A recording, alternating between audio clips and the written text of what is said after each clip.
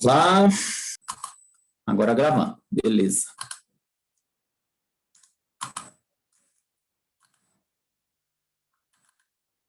Então, patogênese periodontal, né? Qual que é o objetivo que a gente espera de vocês, ao final da aula, que a gente consiga obter?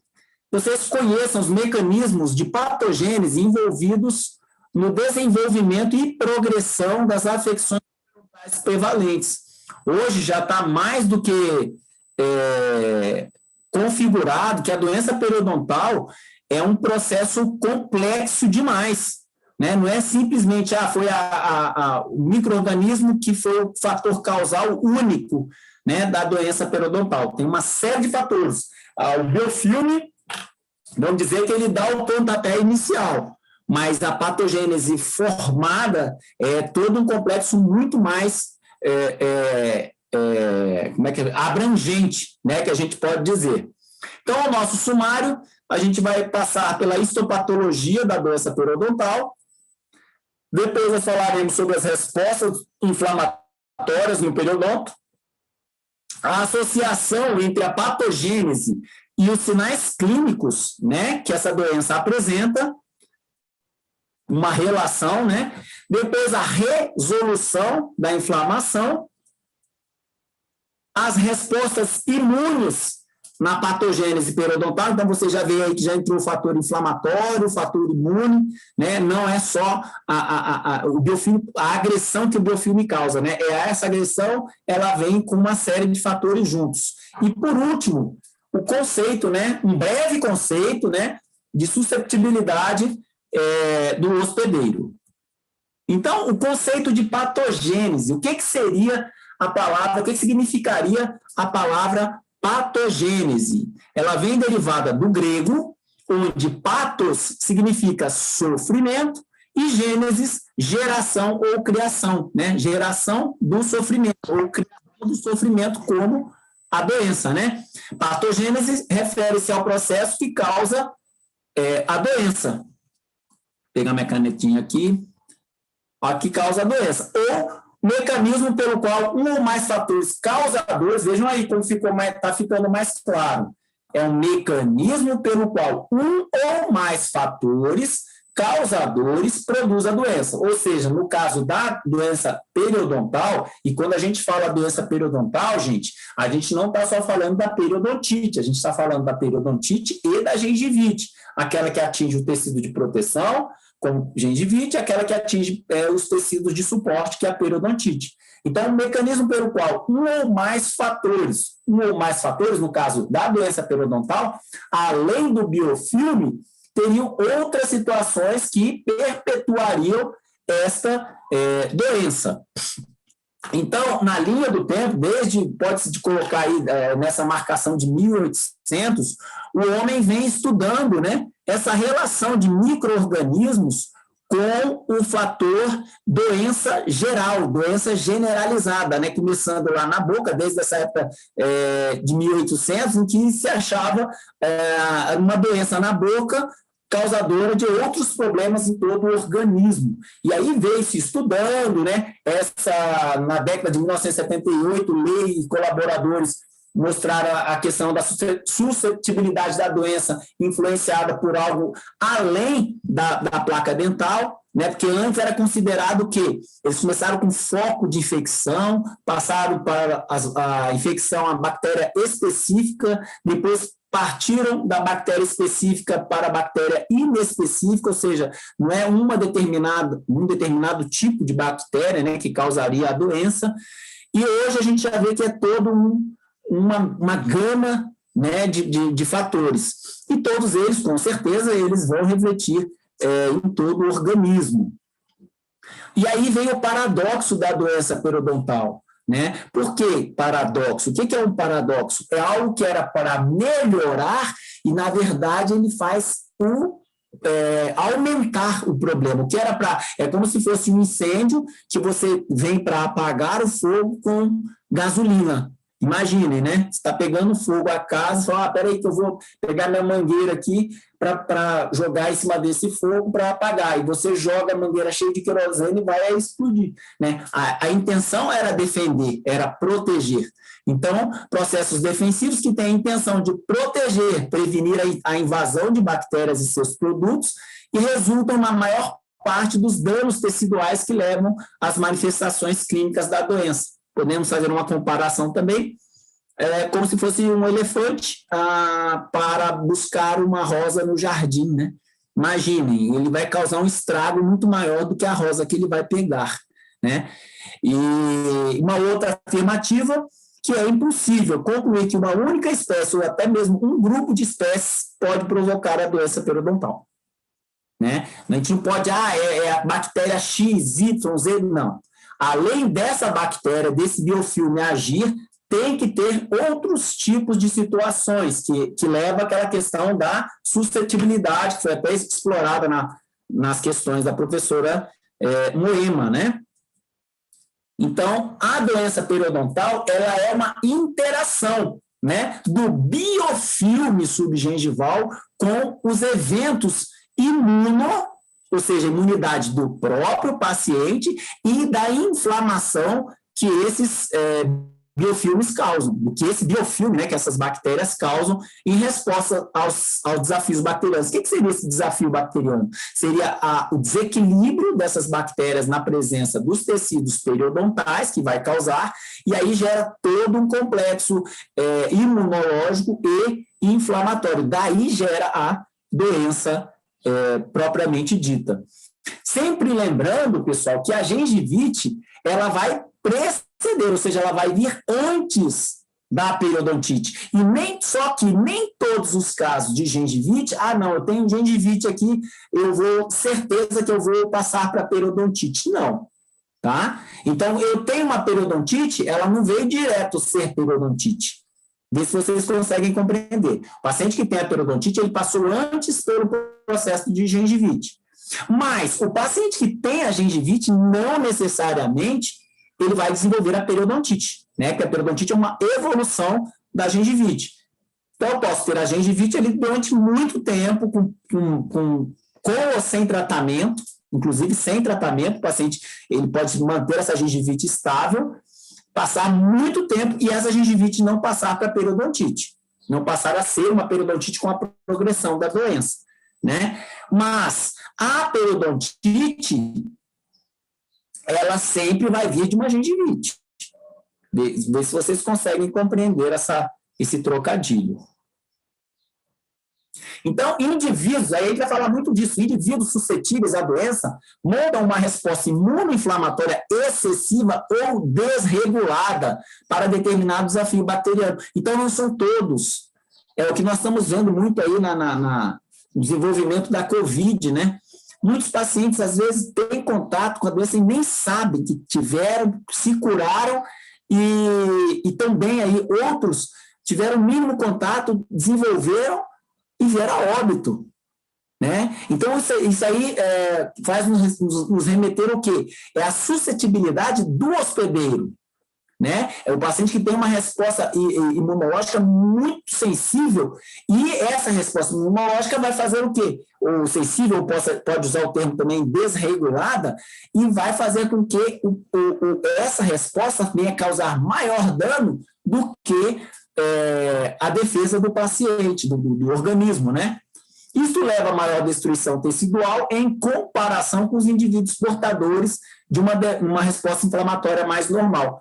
Lembrando sempre, gente, que aqui a gente está falando do desafio bacteriano para a evolução, para o surgimento da doença periodontal. Vocês vão ver que a doença periodontal crônica, aquela que é mais comum, ela passa no paciente, o paciente adquire, vamos dizer assim, e a menor parte dos pacientes tem uma destruição mais avassaladora, uma destruição mais grave, né? A grande parte dos pacientes, eles vão ter os tecidos inflamados, vão ter uma certa destruição de tecido, mas não vai ser aquela situação de rapidamente ele perder tanto tecido ao ponto de perder elementos dentários, né? E aí, gente, eu gostaria que vocês gravassem esta imagem. Quando a gente vai falar de patogênese da doença periodontal, não esqueçam dessa figura aqui. O que parece essa figura central aqui, gente? Quem pode se arriscar? Quem tem parente na área da justiça pode... Uma balança. Isso, exatamente, ótimo, já entenderam. Esse é um estudo de Page e Corman, em 1997, e uma balança, ela nos remete a qual tipo de raciocínio? Eu, quando vou pesar algo na balança, eu vou procurar o equilíbrio. Uma coisa não pode ficar pesando mais do que outra, porque senão vai ficar desproporcional. Quando a gente fala de patogênese da doença periodontal, a gente está na origem da formação da doença. O contrário de doença é saúde. Eu quero que a minha doença seja paralela, seja equilibrada com a minha saúde, que eu vou poder levar a minha vida. Lembrando que eu vou me relacionar à doença ao desequilíbrio bacteriano. Né? Se essa balança desequilibrada, eu vou ter doença. Então, para que eu possa ter saúde, eu vou fazer um contrário de saúde à doença. Quando vai envolver uma série de fatores, uma série de componentes para que esse desequilíbrio venha a ocorrer. Ou seja, uma gama de situações que, se desequilibrarem, elas, na verdade, já existem. Isso é importante vocês saberem, gente. Ah, não, foi porque aconteceu isso do nada, não. Todos nós temos bactérias, todos nós temos a nossa defesa imunológica, todos nós somos sujeitos constantemente a inflamações no nosso periodonto, há certos desequilíbrios na nossa saúde, mas os nossos componentes celulares do nosso organismo, nosso sistema imune, ele funciona justamente para combater constantemente essa situação. Né? Então, quando se fala em saúde e doença, eu posso falar que o biofilme ele existe, e lançando esses produtos chamados endotoxinas ou lipopolissacarídeos para agredir o meu organismo. Eu tenho uma resposta inflamatória a essa agressão através de fenômenos vasculares, através de fenômenos celulares, que vocês podem aprofundar a questão do estudo desses fenômenos, a gente vai tecer alguns comentários, né? Então, o meu biofilme ele pode me gerar uma resposta inflamatória, que eu tenho os fatores ambientais no meio do caminho. Que fatores ambientais que seriam esses? Tabagismo é um, o próprio diabetes é outro, e outras situações que, como vocês viram lá hoje, na própria devolutiva da VA, que fazem com que a doença se perpetue, né? E eu tenho os fatores, além de tudo, os fatores genéticos. Então, quando eu formo todo esse esquema aqui, esse esquema, gente, é importante que vocês saibam, nesse caso aqui da tela, ele está em equilíbrio. Ah, professor, então eu tenho biofilme na minha cavidade bucal? Tem, sim. Você tem resposta inflamatória constantemente ocorrendo? Tem também. Esse aqui eu posso ter, como não ter algum fator genético que influencie na minha doença. E os fatores ambientais, da mesma forma.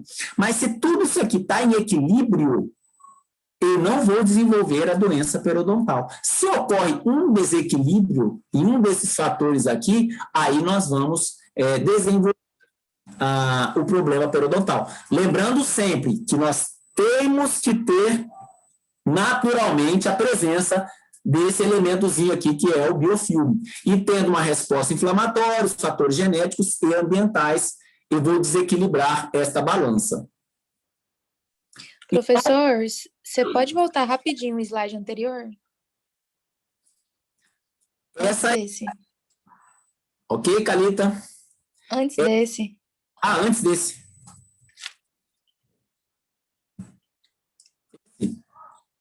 Obrigada. Nada.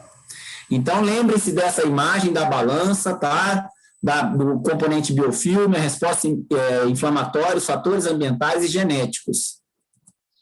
Então, qual que é o aspecto normal de uma gengiva? Você já sabe, ela é rosa, sem edema, sem inflamação, bem aderida ao dente e osso subjacente, com praticamente zero sangramento à sondagem. Praticamente, vejam bem.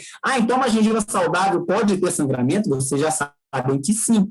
Não são essas agressões que nós estamos sofrendo diariamente e o organismo vai se defender, mas não quer dizer que o sangramento, esse mínimo sangramento, é característica da doença ativa. É uma agressão local que o organismo naturalmente, uma higienização que você fizer, você retorna ao equilíbrio e ela deixa de ser perpetuadora de algum problema.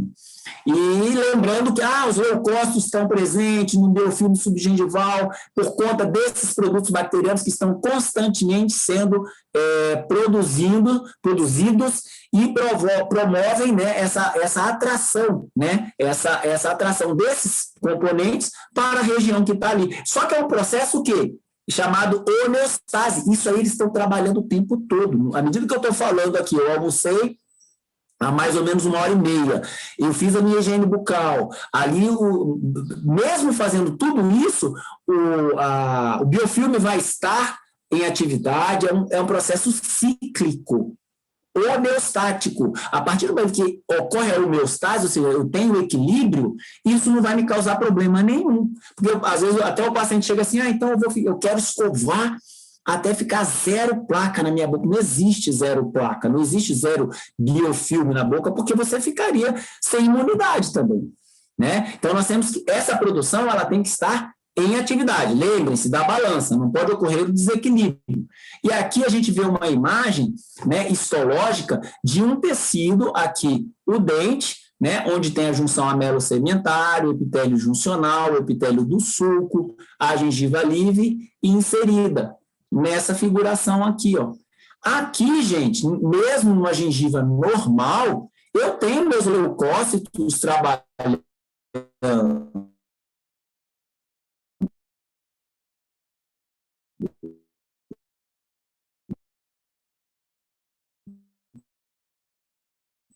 Eu tenho que ter, ele não vai permitir que...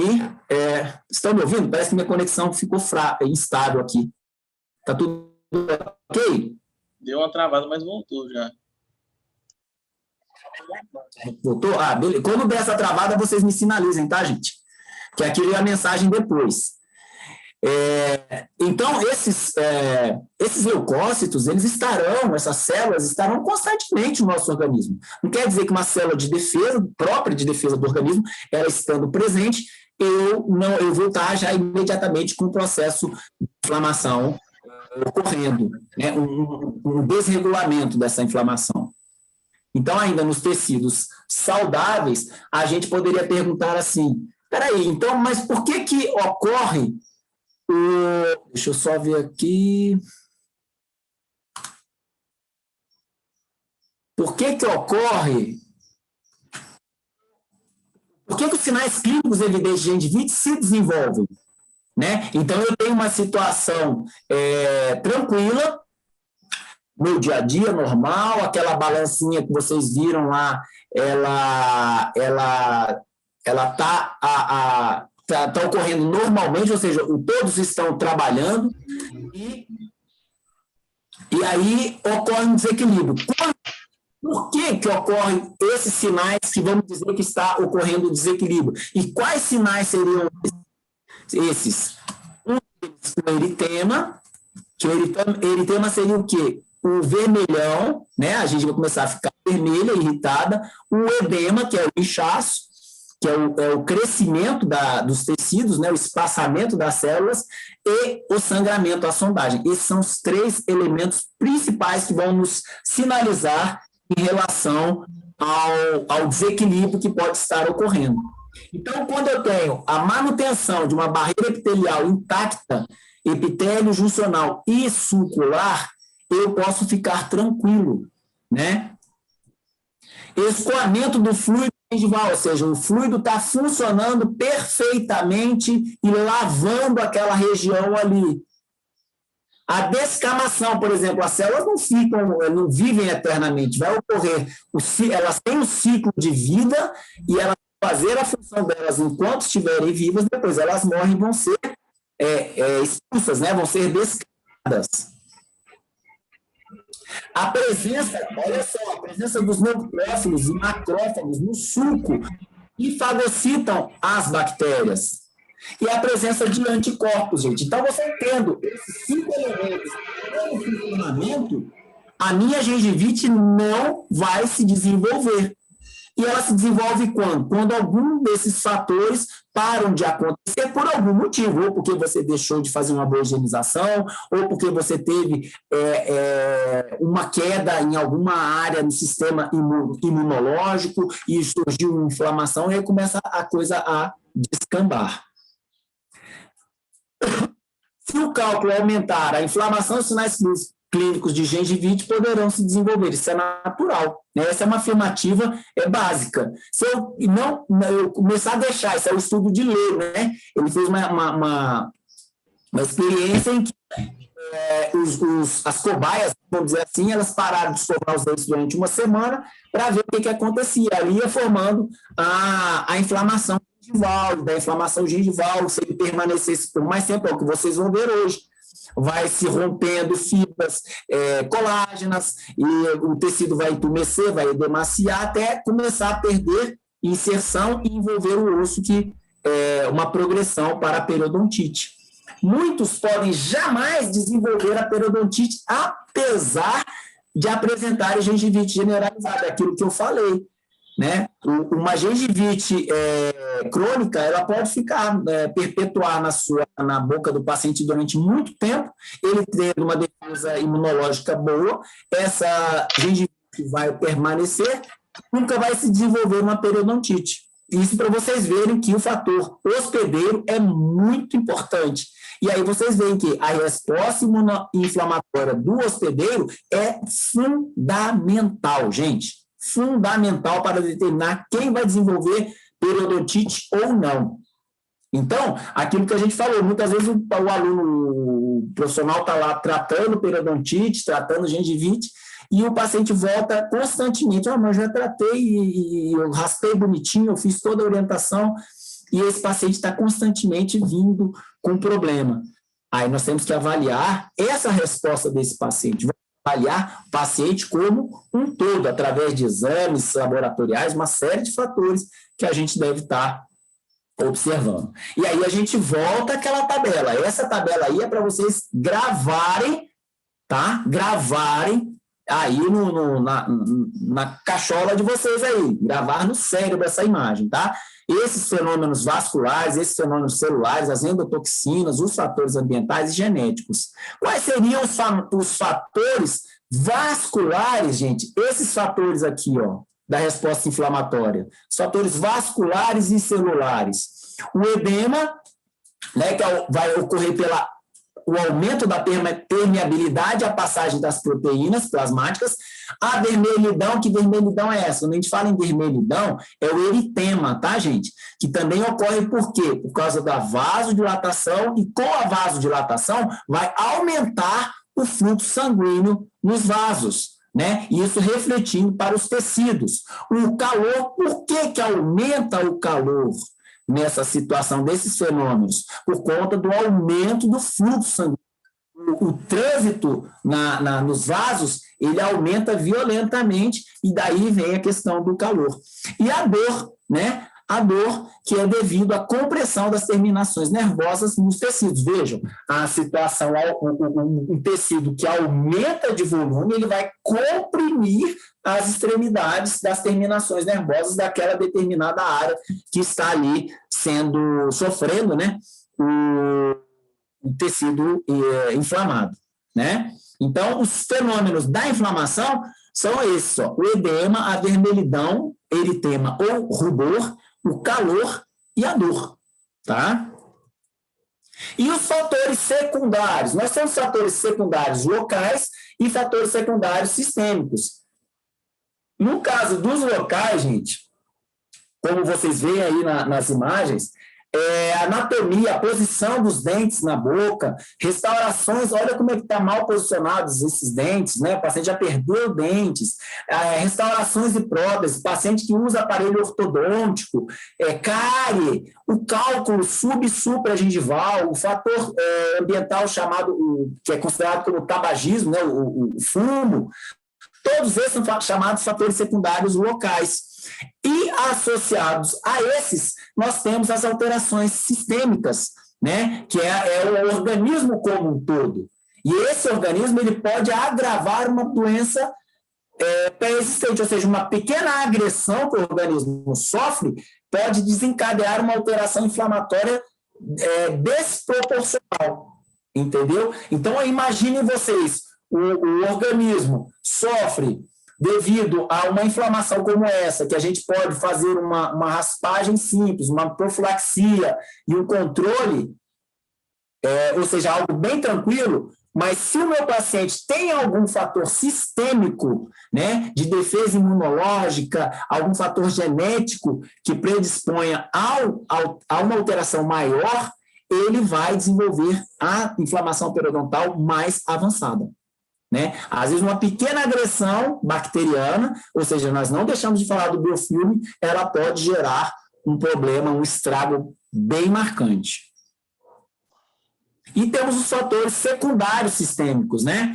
Que é quando a gente fala das imunodeficiências, das desordens congênitas, metabólicas, o estresse, gente, e fatores psicossomáticos, hoje eles estão assim, muito em voga, muito comentado esse último fator aqui, ó, estresse e fator psicossomático. Hoje a gente vê até também na pandemia pessoas ficando doentes, olha só, as pessoas estão ficando doentes sem estarem doentes.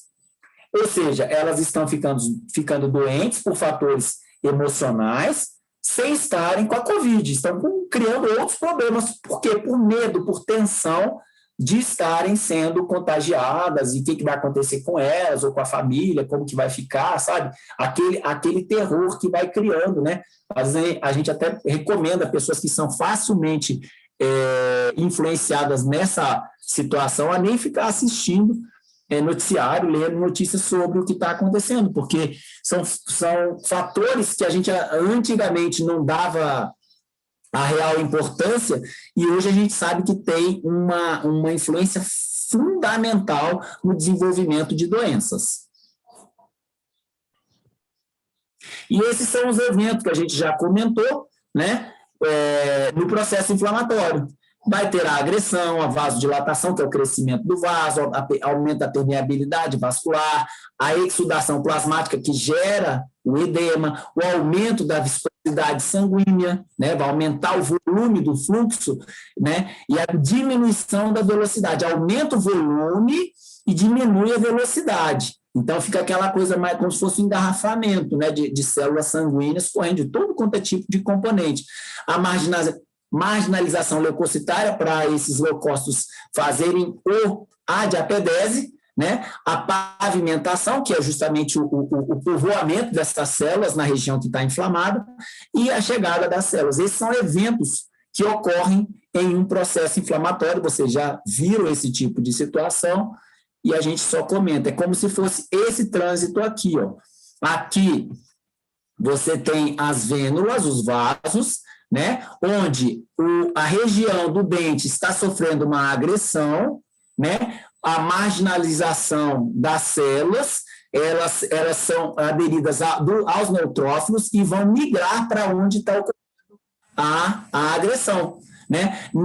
Essa região que está sendo agredida vai ter uma série de situações, liberações de componentes que vão para o resto daquela região do organismo. Então, forma-se todo um mecanismo, né, em que, se o paciente ele não tem a sua defesa imunológica, se ele tem uma resposta muito potente ou pouco potente, ou seja, ele não tem aquele meio termo, aquele equilíbrio que a gente falou, alguma região vai ser prejudicada. No caso do periodonto, vai ser o tecido epitelial, o epitélio juncional, as fibras, o tecido ósseo, até formar a bolsa periodontal, e o paciente, em continuando esse processo, vir até a perder o dente. Então, ocorre a infiltração do tecido conjuntivo por essas células, né, os macrófagos, plasmócitos, linfócitos, acumulam-se essas células que liberam enzimas, né, destrutivas, que destrói. Isso aí, gente, é um processo, tá? Eu estou falando da sequência já completa do que ocorre. Vai ocorrer a destruição do colágeno, né, continuando essa proliferação do epitélio juncional, a vasodilatação e permeabilidade vascular, o vazamento desse fluido para fora dos vasos, onde vai ocorrer o edema, né, e resultando no aumento, no aumento dos tecidos, que na verdade é o edema. Ocorrendo, então, como consequência, a aparência clínica, né, da gengivite, aquela gengiva crescida e avermelhada, que pode sangrar como? Ao estímulo. Que estímulo? Ao toque de uma sonda, ao toque do fio dental, ao toque da escova, né? Pacientes que usam, meu dente sangrou quando eu passo um palito de dente, o mal encosto começa a sangrar. Ele está nesse processo aqui. Lembrando que essas mudanças todas são reversíveis. Aqui a gente ainda não citou a invasão desse tecido para o tecido de inserção das fibras periodontais e tecido ósseo. Então, enquanto está nessa área superficial, ou seja, a área de inflamação do tecido do periodonto de proteção, ou seja, a gengiva, elas são reversíveis. A partir do momento que eu reequilibro aquela região, eu vou obter o sucesso na manutenção da minha saúde. E aí, gente, na histopatologia da gengivite, foi didaticamente subdividido esse progredir em 4 estágios. Gente, isso é algo didático. Professor, como é que eu vou saber aqui se está no estágio 1, o estágio 2, o estágio 3 ou o estágio 4? A gente vai por aproximação, mas eu não posso afirmar corretamente que aquele caso ali é o estágio 1, certeza. Porque o estágio 1, que é chamado lesão inicial, por exemplo, ele é considerado a gengiva normal, né? Ainda não foi definido nenhum tipo de gengivite, é chamado gengivite estágio 1, mas clinicamente ela é a gengiva do nosso dia a dia, muito como eu falei. É praticamente impossível você ver uma gengiva na população do mundo que não tenha nenhum tipo de até 0,000 sinais de algum tipo de agressão que gera algum tipo de resposta do organismo. Então, a gengivite estágio 1, na verdade, ela é a lesão inicial, também chamada de lesão primária, onde a gengiva é considerada normal clinicamente. Que evento que ocorre? Quais são as características dessa lesão inicial, ou estágio 1? Ela se desenvolve dentro de 2 a 4 dias, depois do acúmulo de placa, no sítio em que antes não havia placa nem inflamação microscopicamente evidente. É muito difícil isso, viu, gente? A gente conseguir fazer essa averiguação, não haver nenhum tipo de placa. Ocorre a aderência dos neutrófilos às paredes dos vasos, aquela marginação que a gente falou. Professor, quem que está nesse caso? Eu acredito que se ninguém aqui na sala tiver algo mais profundo, todos nós estamos nesse time aqui da gengivite estágio 1, tá, gente? Ela é olha só que é essa afirmação aqui, ó. Essa situação provavelmente nunca é encontrada na realidade clinicamente. Ou seja, você não vai achar um paciente que você não tenha nada que seja digno de nota, né? Então, clinicamente, você vai ver um paciente que vai ter algum sinal de sangramento, de inflamação, né? Mesmo que mínimo, na gengiva.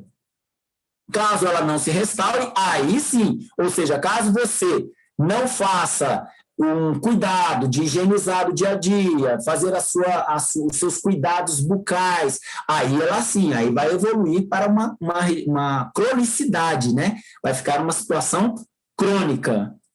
Então, resumindo, A lesão inicial, ou seja, naturalmente, por isso que eu falei, gente, todos nós temos placas gram-negativas, que são aeróbias, o epitélio juncional não tem proliferação, presença de poucos polimorfos nucleares, mas tem, mínimo de exudato, praticamente imperceptível, mas tem, a gente fala que não tem, mas ele tem, mínimo.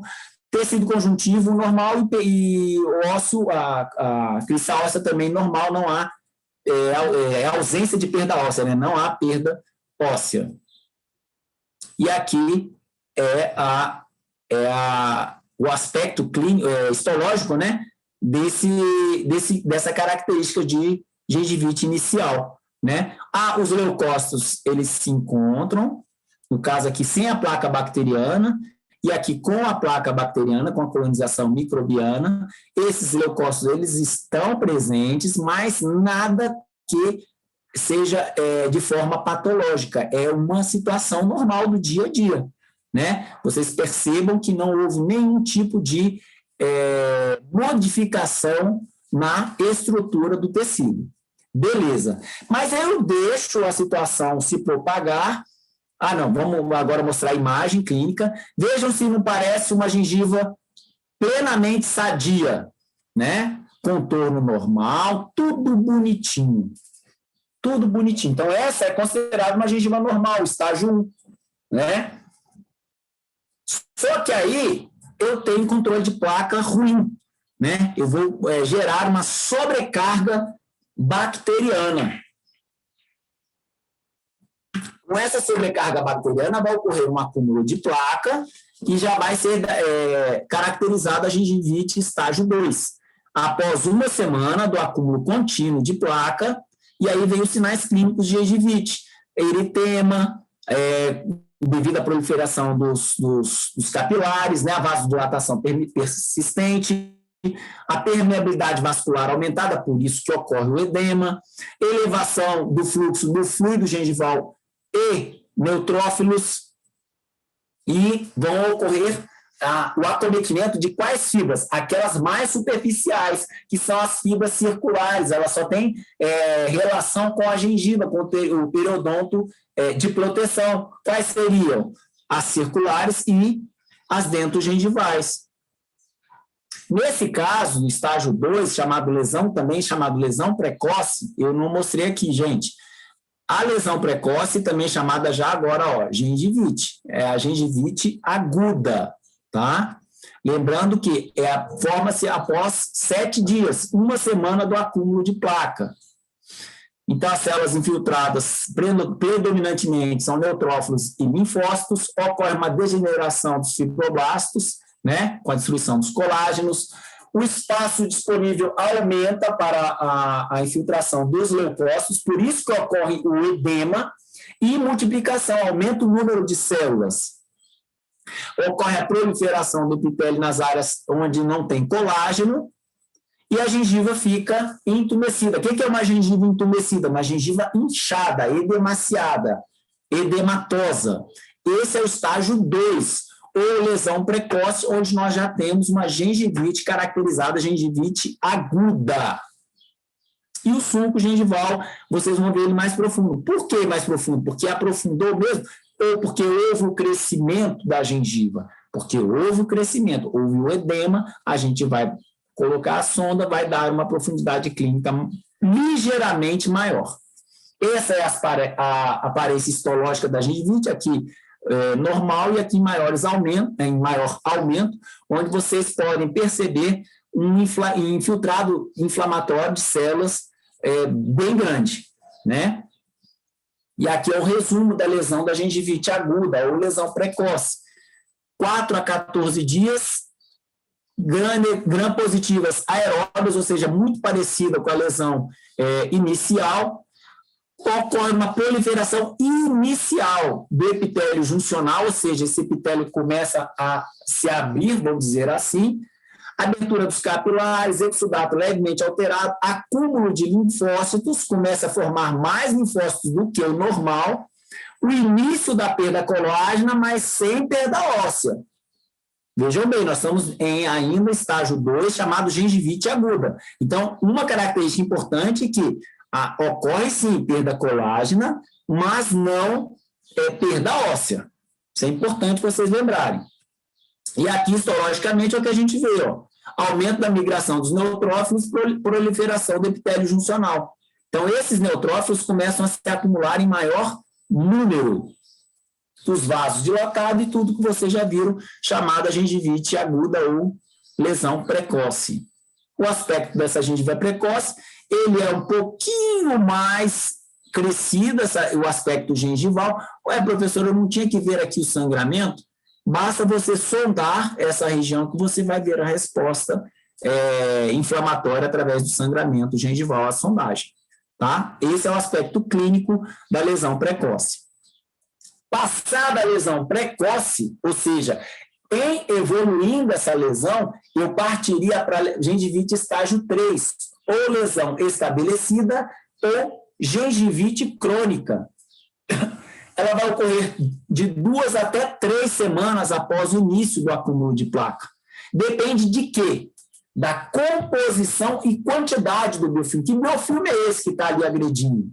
É um biofilme mais agressivo, menos agressivo? Eu tenho que somar a isso a suscetibilidade do hospedeiro e os fatores de risco que esse paciente apresenta. Ele tem algum fator de risco? Eu tenho que averiguar tudo isso. Não é só um conjunto de fatores que a gente vai estar analisando.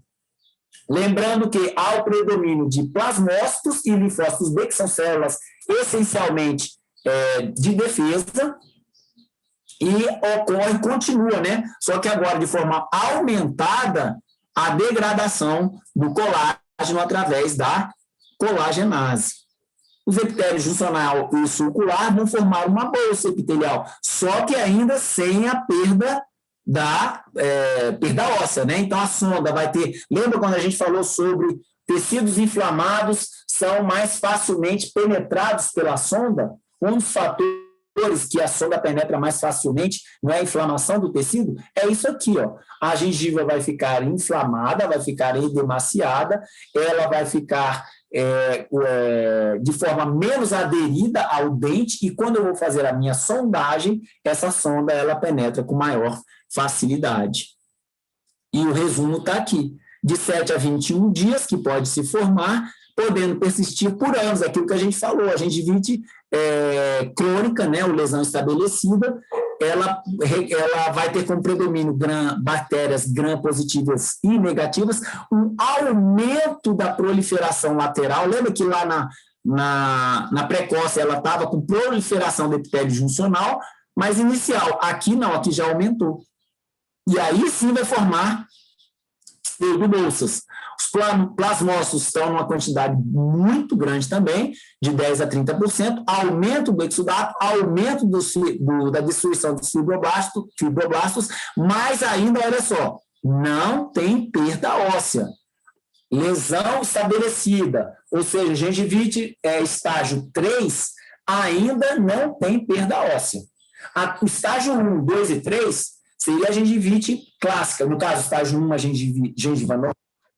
2 e 3 seria 2 gengivite aguda, 3 gengivite crônica, e ainda não chegamos à periodontite. Aqui é o aspecto histológico, né? Um grande aumento da migração dos neutrófilos, tudo aumentado, gente. E aí, inclusive, o tecido, né? Decorrente desse aumento desses componentes celulares, de toda essa revolução que ocorre no periodonto, vai ocorrer o crescimento, inclusive, da gengiva, né? E com esse aumento, formação de pseudobolsas, sangramento, mas ainda sem a perda óssea. Essa é a clássica gengivite, chamada gengivite estabelecida ou gengivite crônica. E ela pode persistir por muito tempo. Aqui a gente fez uma foto em grande aumento. Vocês veem classicamente, ó, o tecido agressor, né? Aqui, microscopicamente, eles penetram nesse tecido e formam essa lesão chamada lesão estabelecida, que pode ser estável por meses ou anos, tá? O paciente tendo uma certa defesa imunológica, apesar de que, se a gente analisar aqui a anatomia desse periodonto, é um periodonto fino, ó, que ele está sujeito a uma sobrecarga muito grande do resultado dessa agressão que ele está sofrendo, né?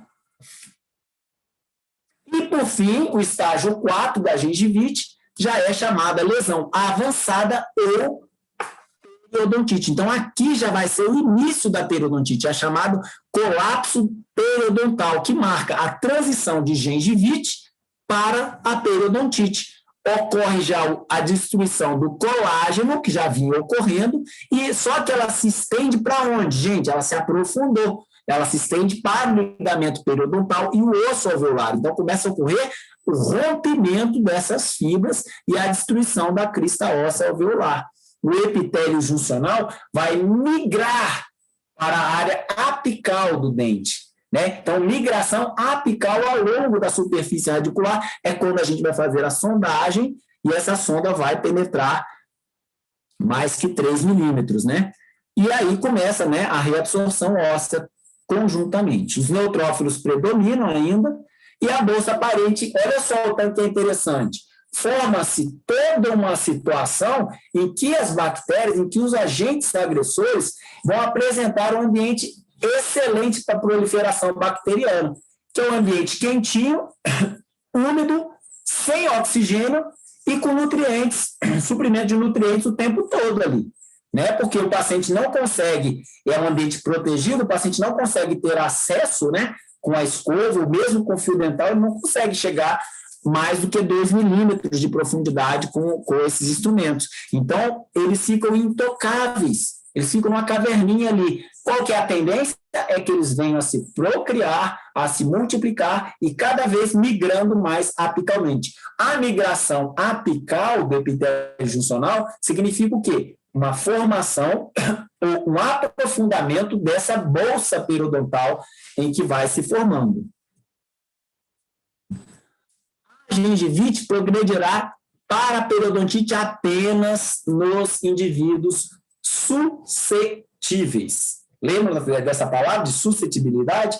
Então, só nos indivíduos suscetíveis é que essa periodontite, essa gengivite vai progredir para a periodontite. Em maior ou menor grau, é claro, né? Que tem os indivíduos suscetíveis com maior suscetibilidade e os que têm um pouco menos de suscetibilidade. Aí vai avançar até um certo ponto menor nos indivíduos que são menos suscetíveis, e aqueles que são totalmente suscetíveis, eles vêm a perder todo o tecido até, né, caso não haja uma intervenção, até eles perderem o elemento dental.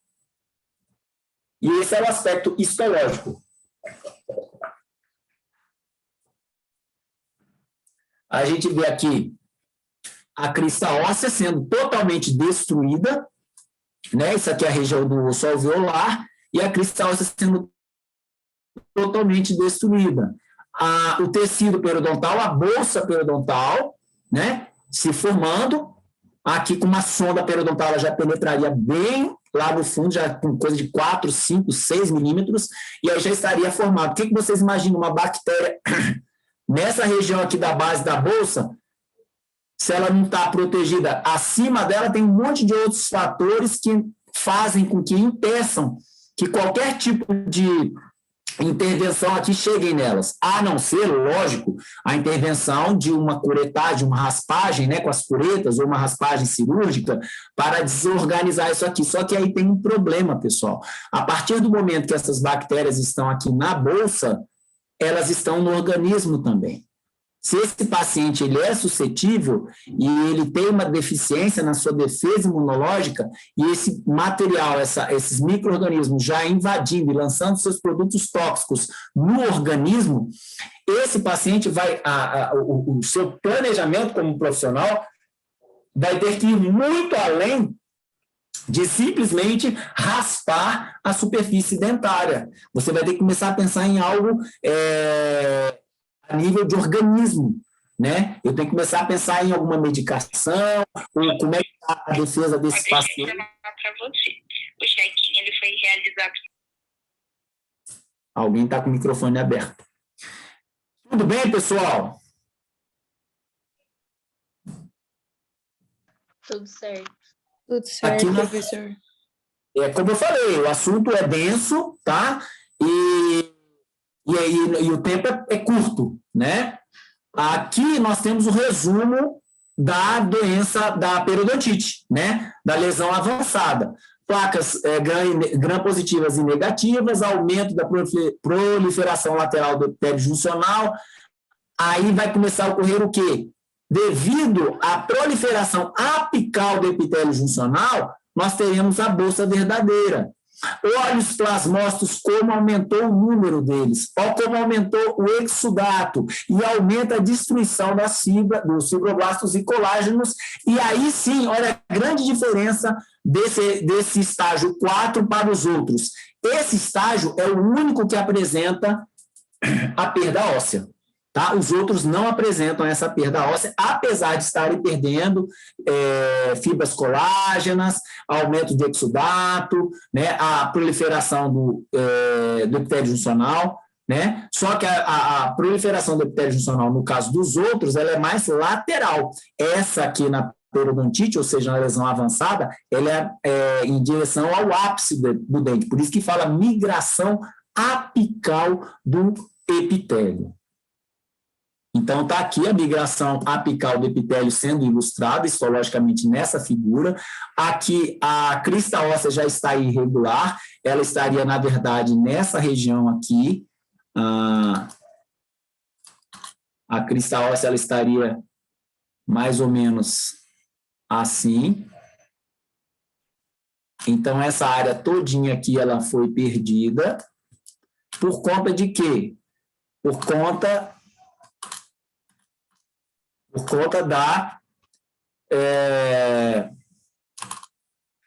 dessa agressão que persistiu, né, envolveu a migração apical do epitélio. Nessa migração apical do epitélio, com o lançamento de vários produtos que essas bactérias lançam, e o organismo reage, aquilo que a gente falou do elefante entrando no jardim, ele vai pegar a florzinha lá no jardim, só que ele destrói o resto. Né? Ou seja, é um mecanismo de defesa do organismo que acaba causando todo esse estrago aí, que, no caso, nessa situação aqui, está caracterizando a periodontite. E aí, se você ver clinicamente, você vai ver essa imagem, né? Essa região em que era para estar com o tecido ósseo nessa área aqui, ela já perdeu, né, vamos dizer, vamos colocar daqui até aqui, já foi perdido o osso, né? Então, essa é uma situação onde a gente tem caracterizado a gengivite, a periodontite, ok?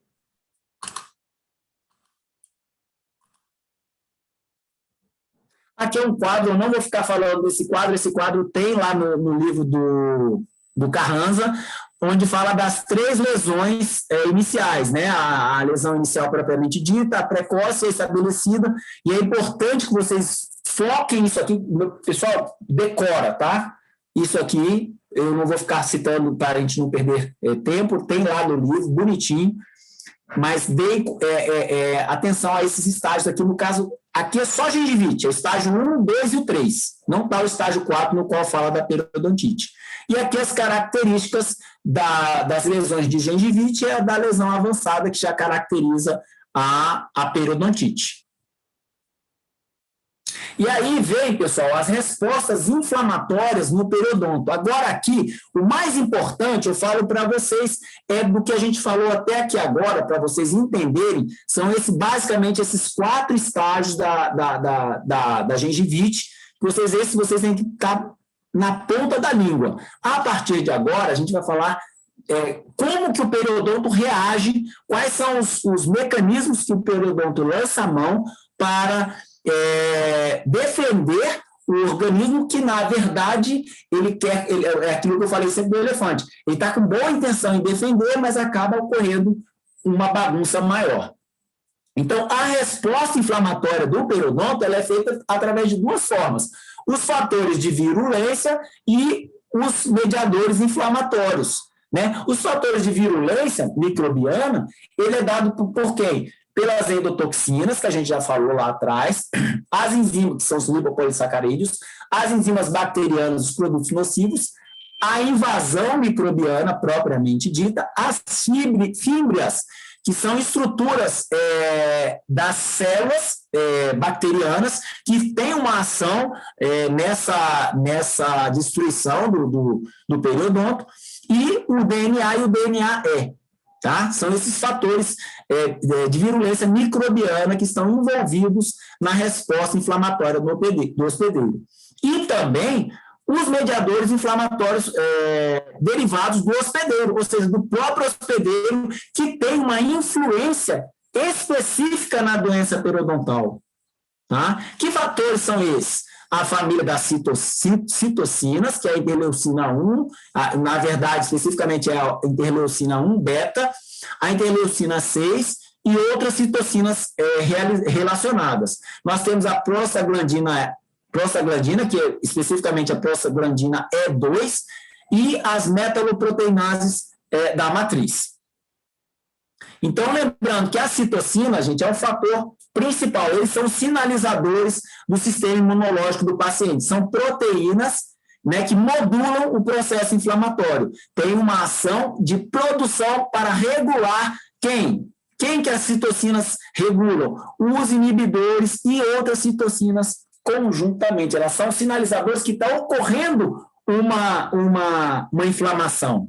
Né? Tem como demarcar isso aí? Tem alguns testes, alguns exames que conseguem demarcar a ação efetiva naquele momento das citocinas? Tem sim.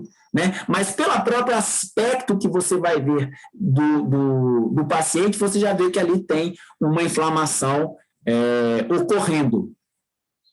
E as interleucinas, né? Como a gente falou, IL-1 e IL-6, o fator tumoral, de necrose tumoral alta. Tá? Esses fatores, eles é que causam a destruição óssea, eles vasodilatam os tecidos e fazem a reprodução de novas citocinas. Aqui nós temos o que causa a agressão dos micro-organismos, né? A direta são os produtos tóxicos, ou seja, o biofilme, gente. O que o biofilme causa? Ele causa uma ação direta, que é o lançamento dos produtos tóxicos que eles têm. Né? São as endotoxinas que as bactérias têm e lançam na região que está sendo agredida. Mas se eu tenho uma boa defesa, tudo bem. Só que essa ação direta vai gerar uma ação indireta, uma ação no meu sistema imunológico. E se o meu sistema imunológico está despreparado para receber aquela ação, eu posso agravar o meu problema. Né? É o que está ocorrendo quando surge, por exemplo, o que nós estamos vivendo, novo vírus, né? Número 19, um coronavírus novo, que é o novo vírus, ou Covid-19, e a gente não estava preparado para receber, nosso organismo não estava preparado para receber esse tipo de agressor. Né? Aí nós temos as nossas defesas, a gente vai falar um pouquinho lá na frente, as nossas defesas, mas as nossas defesas não estão sendo suficientes, né, para combater esse micro-organismo no caso. Né? E aí, também, além da agressão dos micro-organismos, nós temos o processo inflamatório, que ele age por mediadores. Quem são esses mediadores? Prostaglandina E, citocina e interleucinas. Isso aí vocês vão aprofundar esses estudos, tá, gente? E aí eu tenho como saber, como definir como que uma bolsa periodontal se desenvolve. Eu quero saber essa associação entre a patogênese, ou seja, a formação da doença, e os sinais clínicos. Aí nós já estamos falando sobre a periodontite. Né? Uma bolsa verdadeira, ela é formada na periodontite. E como é que essa bolsa ela se desenvolve? Qual é essa associação dos sinais clínicos, que a bolsa periodontal é um sinal clínico da doença periodontal? E qual que é essa associação com a patogênese da doença periodontal? A gente vai ver que o biofilme ele causa inflamação nos tecidos gengivais, a gente já viu lá atrás, o que resulta em edema e, portanto, o suco vai só aprofundando. Inicia-se levemente, a resposta inflamatória é caracterizada pela infiltração das células de defesa. Essas células vão gerar uma destruição do colágeno dos tecidos conjuntivos. Esse epitélio vai migrar em direção ao ápice. Por que ele migra, gente? ele migra, como se diz, com uma boa intenção para proteger o resto da casa. O ladrão que está invadindo a minha casa, ele entra lá pelo portão, eu vou voltando, trancando os quartos, a cozinha, a sala, para que ele pare de entrar. Só que ele, à medida que eu vou entrando, ele vem atrás e vai destruindo tudo aquilo ali, né? E o sulco vai se tornando cada vez o quê? Mais profundo. E aí é quando ele é chamado, né, agora de bolsa. As bactérias, naturalmente, ali elas já estão bem um ambiente que elas adoram viver, porque está tudo protegidinho, sem oxigênio, quentinho, né? E elas se proliferam, aproveitando esse nicho que é perfeito. É um nicho ecológico que a professora Moema falou, né? É a causa ecológica, né?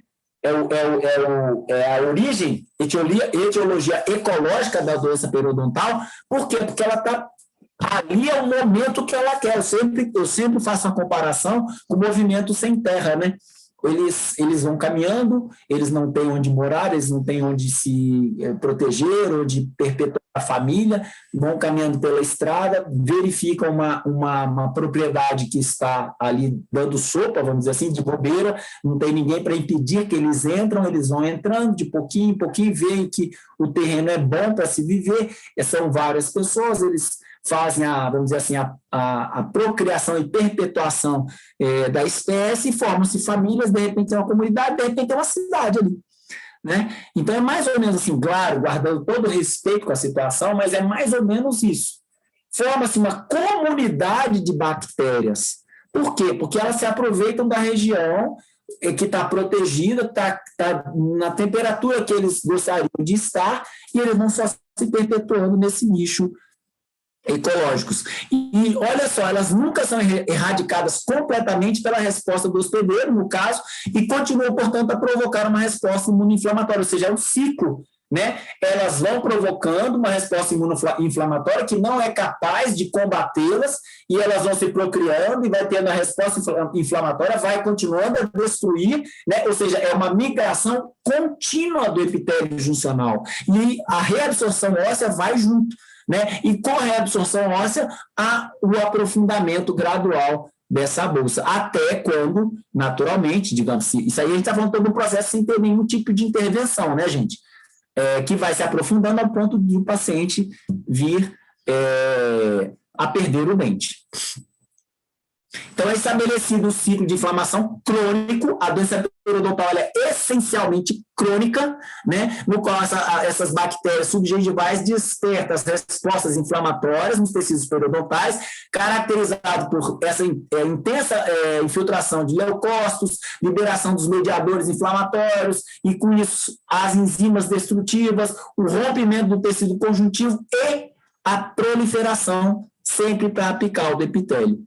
Esse epitélio vai ficando, formando uma bolsa cada vez mais fina, que ulcera, e quando vocês colocam, né? Por que a gente faz o sangramento, a sondagem? Vocês vão ver isso. Por que eu tenho que verificar se o paciente tem um índice de sangramento da sondagem, que é dado em porcentagem? Porque a região que está sangrando, quando eu introduzo a sonda, ela está ulcerada, o epitélio está mais adelgaçado, que é mais fino devido à inflamação, e ali me indica que eu tenho uma doença ativa, né, que vai condicionando sempre a cada vez mais ter sangramento. Essas bactérias da bolsa nunca são totalmente eliminadas, porque estão fora do corpo, né, teoricamente, mas sua presença ali, ela desperta uma resposta inflamatória nos tecidos periodontais. Então, é aquela coisa que está fora do corpo, mas não está. Né? A doença periodontal ela é tão interessante que, se você pega uma doença na pele, você está vendo a doença aqui. A doença periodontal, na superfície da pele, no caso, a doença periodontal já é diferente. Ela está dentro e fora, porque ela estaria, entre aspas, fora, porque ela está relacionada ao tecido duro, que é o dente e o osso, e, ao mesmo tempo, ela está dentro, porque ela está numa bolsa periodontal, ela está dentro do sulco gengival. E dali, como eu falei, ela vai se infiltrar no organismo do paciente. No caso, a minha tentativa de fazer a remoção dela no meu dia a dia com escova e fio dental é extremamente difícil, né, dificultado. E aí o ciclo vai se perpetuando.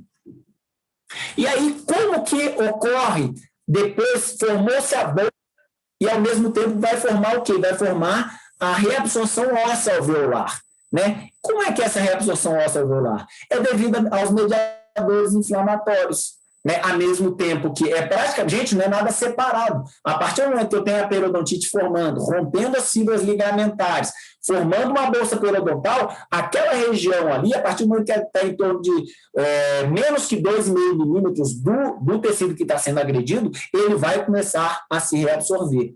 Aquele osso começa a perder a sua superfície, como a gente viu lá. Ele começa a ocorrer uma destruição e é um aprofundamento da bolsa, e é um processo, é um ciclo contínuo. Se a gente não fizer nenhuma intervenção, isso não tem onde parar, vamos dizer assim. Beleza, pessoal? Estamos terminando. Como é que vai ocorrer a resolução dessa inflamação, que a gente pode chamar de resolução ou desativação da inflamação? Essa resolução é um processo que resulta no quê, gente? Se eu estou vendo que a coisa desequilibrou, lembrem da balança? A balança está lá, ó, a agressão está muito maior do que a defesa. Né? Como que eu vou desativar essa chavinha? Eu vou trazer de volta o equilíbrio. Só vai ocorrer assim. Não tem como. Ah, professor, eu já fiz a minha raspagem perfeita, já tirei todo o cálculo. Beleza, você já conquistou um fator. Talvez o mais pesado, talvez o mais pesado. Talvez o mais importante, talvez o mais importante. Talvez o principal, talvez o principal. Mas o secundário, se esse paciente apresenta alguma desarmonia imunológica ou outros fatores, é fumante, não para de fumar, é um diabético descontrolado, essa homeostase que eu estou pedindo, que eu estou querendo resgatar, ela não vai chegar. Né? E ela é conquistada por moléculas específicas, incluindo, né, essas que estão citadas aí, lipoxinas, resolvinas e protectinas. Isso aí já é algo mais técnico a nível de o que é uma lipoxina, resolvina e protectina. Isso aí vocês vão procurar. Né? Mas o mais importante é vocês saberem que eu tenho que alcançar este equilíbrio. Tá? Através do quê? Eu tenho que atuar naquela boca, naquela doença, com os recursos que eu tenho. Inclui o quê, professor? Inclui desde uma boa anamnese até um bom tratamento periodontal, que eu vou conseguir fazer, é como se você estivesse fazendo a reforma de uma casa. Você vai morar numa casa que está totalmente abandonada. Você vai primeiro derrubar as paredes, tirar tudo que está de lixo ali, que não serve mais. Bom, agora eu mantive a estrutura da casa. Agora eu vou começar a reconstruir essa casa. Eu vou precisar pintar, vou precisar arrumar um encanamento que está vazando. Né? Essa é como se fosse essa reconstrução dessa homeostase. No caso, né, existem essas moléculas específicas para que elas venham a se manter em equilíbrio novamente. Né? É por isso que o paciente é aquela balança. Eu não posso só pensar no biofilme, eu não posso só pensar no fator genético, eu não posso só pensar no diabetes que o paciente possa ter, ou que ele é fumante. Eu tenho que juntar tudo isso e ver se eu fazer um checklist, né? De acordo com cada paciente, se eu conseguir alcançar e debelar e controlar e manter em equilíbrio todos aqueles aspectos que o paciente apresenta. E esse processo, né, ele vem através das respostas imunes na patogênese periodontal. Nós temos dois tipos de resposta, pessoal. A inata, ou seja, que é do próprio paciente, e a adaptativa, que são desenvolvidas de acordo com a situação que o paciente apresenta. Imunidade inata, ela se refere aos elementos que o paciente tem, ou seja, os elementos inatos que o paciente já apresenta. Quais seriam? A própria saliva, os tecidos epiteliais que agem como barreira, o fluido gengival. Através disso tudo, há o reconhecimento do patógeno e ativação das respostas inatas celulares e uma função neutrofílica que é do paciente. Isso é uma imunidade já está em cada um de nós. E a outra? A outra é adaptativa ou adquirida. Qual é o maior exemplo de imunidade adaptativa ou adquirida? As vacinas. né? Volto a dizer sobre a questão da Covid. Se a Covid vem, atinge você, o seu organismo vai tentar se defender. É a imunidade inata. Agora, poxa, descobriram aí que a minha defesa não dá conta, não. Eu tenho que desenvolver o quê? Um reforço, vamos dizer assim, a imunidade adaptativa ou adquirida é um reforço que eu adquiro para defender daquela agressão que eu estou sofrendo, né? Ela contrasta com a imunidade inata no que diz respeito à dinâmica das respostas celulares e moleculares subjacentes. A imunidade adaptativa agora tem essa questão.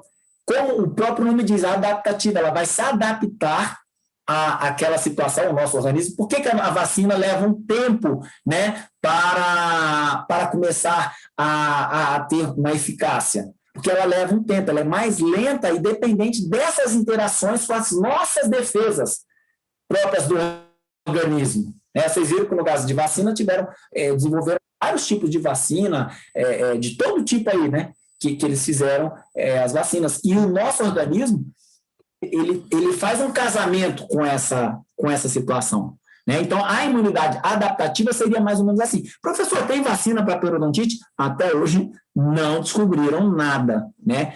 Quem sabe no futuro? E a resposta imune da patogênese em relação à imunidade adaptativa, ela é apresentada pelas células apresentadoras de antígeno, as células T e os anticorpos, principalmente o IgG, que é contido na saliva, né, na superfície salivar. Aqui é mais um quadro fazendo a comparação de imunidade inata e adquirida. Isso tem lá no livro também, vocês vão fazer essa confrontação e guardem essas informações aí, tá? Isso é muito importante. E aqui, gente, que a gente vai já caminhando para o final, falando sobre a susceptibilidade do hospedeiro. A gente falou tanto, né? Que o hospedeiro, sendo suscetível, ele se torna tudo mais difícil. Então, as células dos pacientes com doença periodontal, elas secretam quantidades mais elevadas daqueles defensores pró-inflamatórios. Ou seja, eles defendem e eles são pró-inflamatórios, então eles defendem atacando, né, causando uma inflamação nas células do indivíduo com periodonto saudável. Os pacientes com doença têm um traço individual caracterizado por níveis elevados desses mediadores, né, que são liberados, em resposta ao desafio bacteriano, ou seja, ele está tendo um desafio, ele está tendo uma invasão bacteriana do biofilme, né, devido à doença, ele vai ter uma elevada produção desses mediadores inflamatórios, né? E é provável que haja muitos motivos que contribuem para variações da doença entre os indivíduos, como na resposta imune, na patogênese, no biofilme da placa. Que qualidade que é esse biofilme? Né? Como que eu sei que um paciente tem uma resposta diferente do outro? Às vezes é um paciente que tem uma agressão menor do que o outro, mas ele tem uma reação maior. Ele vai ter uma destruição maior naquela região, né? Tudo isso tem que ser avaliado, vocês vão ver muito isso. Paciente que aparentemente, clinicamente, ele tem até uma aparência de saúde, quando você vai fazer o seu exame periodontal, você vê que ele tem uma doença gigantesca ali, né? Com certeza, a resposta, a suscetibilidade desse hospedeiro, ela está totalmente desregulada.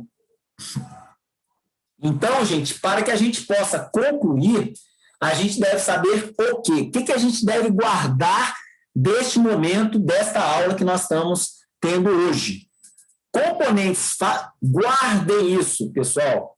Componentes bacterianos, fatores ambientais, mecanismos inflamatórios específicos e variações genéticas dos hospedeiros estão associados à doença periodontal. A gente não pode só considerar componente bacteriano. O que é o componente bacteriano? É o biofilme. Eu não posso só ver a questão ambiental, se o paciente é tabagista ou se ele tem algum outro fator que levaria a isso, o próprio diabetes. Eu não posso olhar só o mecanismo inflamatório, né? Ou a questão da variação genética, eu tenho que somar tudo. Professor, todos os pacientes têm que apresentar todos esses fatores? Não. Esses aqui são os que foram estudados até hoje, né? Mas, normalmente, ele vai ter 1, 2 ou 3, ou mais. Está claro que as bactérias subgengivais iniciam e perpetuam as respostas imunoinflamatórias dos tecidos periodontais. Então, uma coisa é certa, uma coisa está clara. As bactérias subgengivais, sim, elas iniciam a doença periodontal. Mas, coitados, a gente não pode colocar a única culpa que essa doença perpetue. Aqui está dizendo o quê? Que elas iniciam. Né? Elas iniciam e perpetuam. Agora, o que vai dar continuidade é a resposta imune, ou seja, da imunidade com os mediadores inflamatórios dos tecidos periodontais. É tanto que aquela parte da gengivite estabelecida, o paciente ele tem uma resposta regulada, ele pode viver com aquilo ali muito tempo, lógico, né? Vai ter os fatores do sangramento, mas ele não vai perder tecido de inserção, tecido ósseo, durante muito tempo. Mais uma conclusão: essas respostas são caracterizadas por sinais clássicos de inflamação que são modificados, estes sinais, em consequência de quê? Da anatomia exclusiva do periodonto de cada um e do aparelho dentogengival de cada um. Foi aquilo que a gente mostrou a nível de posição dentária, alguns fatores externos que influenciam aquilo ali, né? Então, tudo isso é um conjunto de fatores que sempre tem que ser somados. Eu não só posso querer ficar que nem um doido querendo tirar o biofilme, raspar o dente do paciente, achando que só aquilo ali vai resolver. Tem que ir um pouco mais. Hoje, os meus pacientes, todos que apresentam uma doença periodontal avançada, a gente faz a solicitação de exames laboratoriais básicos para ver se não tem algum tipo de alteração. Aí vocês vão ver isso na anamnese, né? Que tem a questão alguma medicação que o paciente toma, algum problema orgânico que esse paciente faz tratamento, né? Que podem estar, sim, com certeza, influenciando na saúde periodontal desse paciente. E os eventos que se desenvolvem em resposta ao desafio bacteriano têm a intenção de proteger. Olha o elefante entrando no jardim, mas resultam na maioria dos danos teciduais e no rompimento que leva aos sinais clínicos da periodontite. Então, o elefante é isso aqui, ó, são os eventos que se desenvolvem em resposta ao desafio bacteriano, eles têm a intenção só de pegar uma florzinha lá no jardim. Só que ele é tão grande e destrutivo que, sem querer, ele resulta na maioria dos danos teciduais e no rompimento, que vai levar aos sinais clínicos da periodontite. Os indivíduos variam quanto à sua susceptibilidade à doença periodontal, isso aí cada um tem a sua reação, e também no nível limite em que um sítio periodontal estável evolui para um sítio ativo. Então, muitas vezes o paciente, em determinada época da vida dele, ele está com um sítio estável, sadio, mas ele pode evoluir para um sítio doente, né? Isso não impede, só porque ele está sadio hoje, ele não pode estar doente amanhã. Essas variações são determinadas geneticamente e também são influenciadas por fatores de risco ambientais, como a gente falou, por exemplo, o tabagismo. Alguns dos quais são modificáveis. Você recebe um paciente tabagista, é natural que tenha a função. É fácil? Não é. Mas você tem a sua obrigação como profissional de tentar fazer, mostrando cientificamente para esse paciente que o tabagismo é um dos fatores que influenciam, né, na doença, na perpetuação daquela doença que ele está apresentando. O desafio para o futuro, olha aqui o futuro, gente, é identificar os indivíduos em risco que possuem um perfil hiperinflamatório. O que é perfil hiperinflamatório? É um perfil que o paciente demonstra um risco maior de ter um processo inflamatório mais agressivo, né? Então, esse paciente que tem esse perfil inflamatório, ele vai ser identificado de modo que a doença possa ser evitada antes. Só a Piac sair, né? E a gente vê. Vermelho, tem alguém com o olho aberto? já estamos terminando, por meio de estratégias cuidadosas de tratamento antes da ocorrência de perda tecidual, ou seja, o ideal que lá no futuro, igual eu falei sobre, será que vai ter vacina um dia? Não sei, mas alguns marcadores que já tem, estão sendo estudados, outras situações que possam, esse paciente aqui ele é um potencial desenvolvedor da doença periodontal. Esse é o objetivo da ciência. E a gente trabalha com ciência, né? Então, esse é o futuro, é identificar esses indivíduos de risco antes que eles comecem a ter o problema. Olha que legal, né? É um desafio, né, para o futuro. Gente, então, eu espero que a gente tenha conseguido aí deixar para vocês alguns conceitos acerca da histopatologia da doença, as respostas que ocorrem no periodonto, respostas inflamatórias, a associação entre a origem da doença periodontal com os sinais clínicos, né? Como que se faz a resolução desta inflamação, quais respostas imunes que existem, né? Lembra? Resposta inata e resposta adquirida, né? Na patogênese periodontal, e o conceito de susceptibilidade do hospedeiro. Esse material todo aí, vocês vão ver nesses dois tratados, tá? No Linde e no Carranza. Esse Carranza aqui, basicamente, aquelas tabelas, aqueles quadros, todos nesse livro aqui, na biblioteca virtual, e que vocês podem usufruir ainda hoje, para não deixar o conhecimento passar, né? E esfriar. Por quê? Como eu disse no início, uma matéria densa e que vocês vão precisar para toda a carreira de vocês. Tá ok? Todo mundo ainda está aí? Sim. Sim, Sim, professor. sim, professor. Beleza pura. Foi muito complicado, gente? Foi. Foi muito. Que bom que foi, mas é muito mesmo. Olha, esse assunto eu sou apaixonado.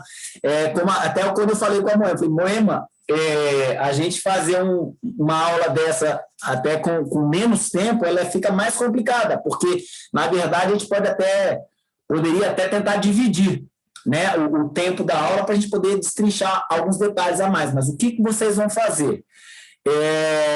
Vocês vão rever, tá? Vão rever o que a gente falou hoje e vão lá no link. Eu falo para vocês, gente, vai no Carranza, biblioteca virtual da faculdade, e vocês vão ver aí esse material todo e vão poder fazer aquela fixação, né, da informação. Alguém quer fazer alguma colocação? Tudo bem? Professor, você vai disponibilizar essa aula agora? Vou disponibilizar, sim. Obrigada. Beleza, então eu vou fazer a chamada para que a gente possa encerrar. Encerramos aqui no tempo certinho, 16 horas.